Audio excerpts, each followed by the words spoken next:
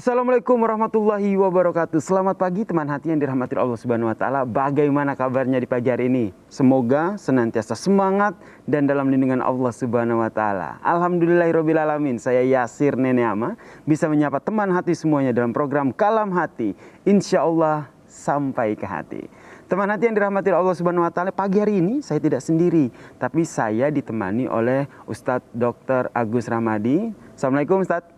Waalaikumsalam Kak Yasir. Tapi enaknya manggilnya dokter aja ya? Iya, silakan Kak Sebagai Yasir. profesinya begitu. Karena nanti Silakan, topik-topik yang akan kita bahas dengan Dokter Agus ini adalah topik-topik yang berkaitan dengan kesehatan, tapi kita lihat secara sudut pandang Islami tentunya. Iya. Oke. Nah, teman hati yang dirahmati Allah Subhanahu wa taala, topik tausiah kita pada pagi hari ini adalah inner beauty dalam Islam.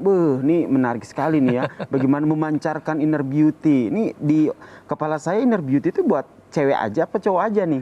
Cowok juga boleh nih. Nah, nanti dijelaskan oleh Dr. Agus, tapi sebelumnya saya ajak dulu nih teman hati untuk menyimak sebuah artikel berikut ini. Berdiri tegak, postur dan bahasa tubuh dapat menentukan penampilan kita di mata orang lain. Kemudian sering tertawa dan tersenyum dengan tulus tentunya dapat membuat kita lebih cantik dan menarik nih teman hati. Kemudian berterima kasih dan bersyukur juga dapat membuat terlihat cantik luar dan dalam. Nah, ini kalau berbicara soal inner beauty dalam Islam, itu sebenarnya seperti apa sih Islam mengajarkan untuk memancarkan inner beauty? Iya. Silakan, Dok.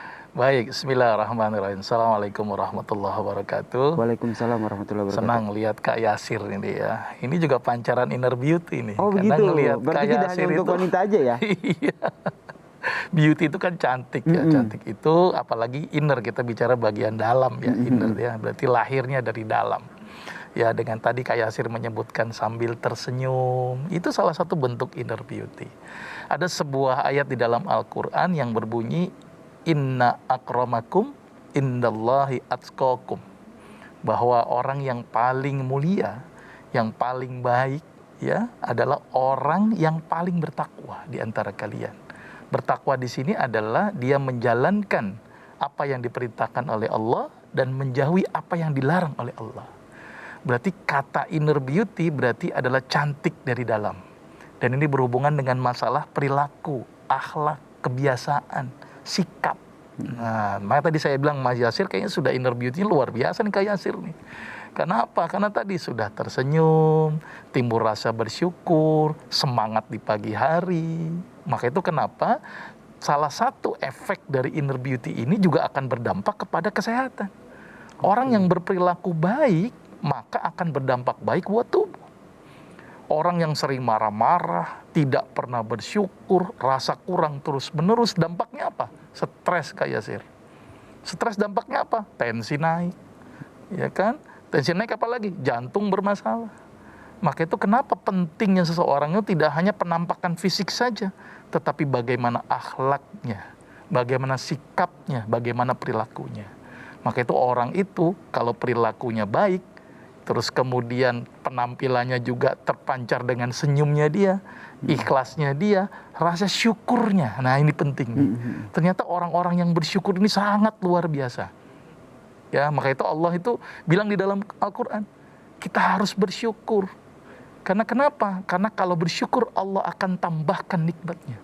La in syakartum la ajidannakum wa la in kafartum inna adzabi lasyadid. Kalau kita bersyukur akan ditambah nikmatnya. Kalau kufur kita akan mendapatkan azab. Maka itu salah satu bentuk inner beauty tadi Kak Yasir sebutkan, bersyukur. Betul. Kemudian tambah lagi tadi Kak Yasir bilang tersenyum. Karena juga ada tuh hadisnya, tabassumuka fi wajhi akhika lakal sadaqah. Senyummu di hadapan saudaramu sedekah. Nah, ternyata senyum ini juga dahsyat Kak Yasir.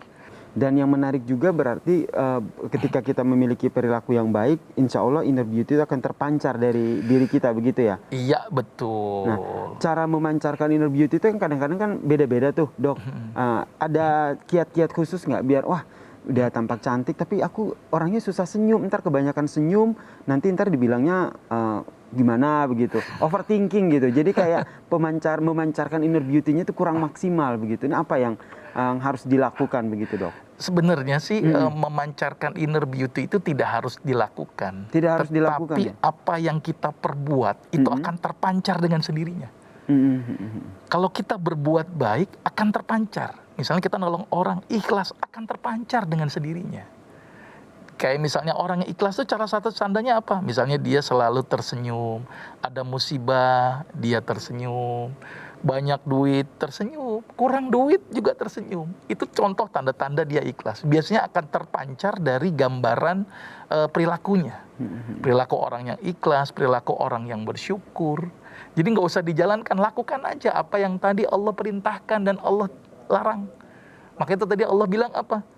Orang yang paling mulia, ya orang yang paling bagus, orang yang paling apa ya dekat dengan Allah adalah orang yang perilakunya itu tadi apa? Atqakum, orang-orang yang bertakwa, menjalankan perintah, menjauhi larangan. Itu definisi dari takwa yang paling sederhana. Jadi sebenarnya nggak usah dilakukan, lakukan saja apa yang memang Allah perintahkan dan Allah larang, gitu kan? Maka akan terpancar dengan sendirinya. Dan biasanya terekspresi dengan tadi gambaran sumringah, sumringah.